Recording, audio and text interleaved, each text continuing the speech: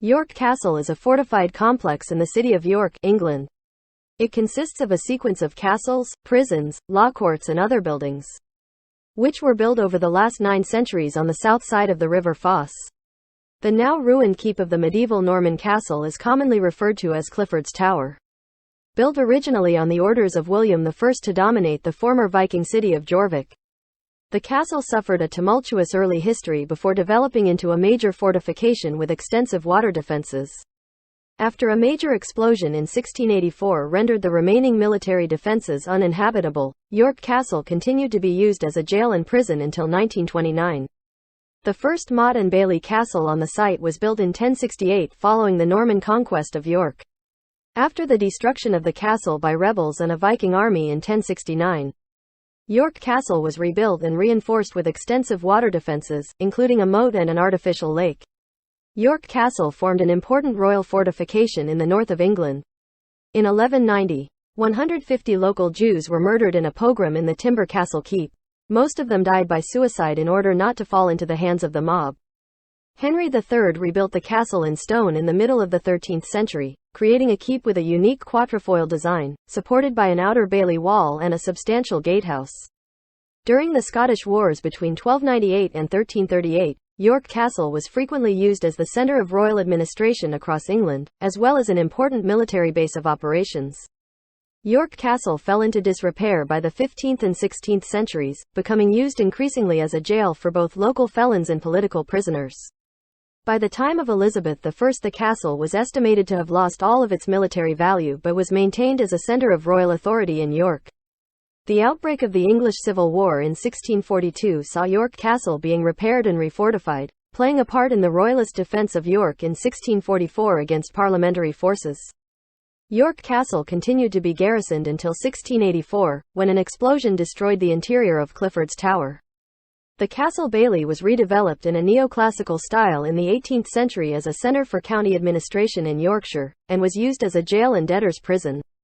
Prison reform in the 19th century led to the creation of a new prison built in a Tudor Gothic style on the castle site in 1825, used first as a county and then as a military prison. This facility was demolished in 1935. By the 20th century, the ruin of Clifford's Tower had become a well-known tourist destination and national monument. Today the site is owned by English Heritage and open to the public. The other remaining buildings serve as the York Castle Museum and the Crown Court. York was a Viking capital in the 10th century and continued as an important northern city in the 11th century. In 1068, on William the Conqueror's first northern expedition after the Norman conquest, he built several castles across the northeast of England, including one at York. This first castle at York was a basic wooden motte and bailey castle built between the rivers Ouse and Foss on the site of the present-day York Castle. It was built in haste. Contemporary accounts imply it was constructed in only 8 days, although this assertion has been challenged. The motte was originally around 200 feet, 61 meters, wide at the base. As it was built in an urban environment, hundreds of houses had to be destroyed to make way for the development. William Mallet, the Sheriff of Yorkshire, was placed in charge of the castle and successfully defended it against an immediate uprising by the local population. In response to the worsening security situation, William conducted his second northern campaign in 1069. He built another castle in York, on what is now Bale Hill on the west bank of the Ouse opposite the first castle. To improve his control over the city, this second castle was also a motte and bailey design, with the Bale Hill motte probably reached by a horizontal bridge and steps cut up the side of the motte. Later that year, a Danish Viking fleet sailed up to York along the Humber and the Ouse and attacked both castles with the assistance of Cospatrick of Northumbria and several local rebels. The Normans, attempting to drive the rebels back, set fire to some of the city's houses. The fire grew out of control and also set fire to York Minster and, some argue, the castles as well.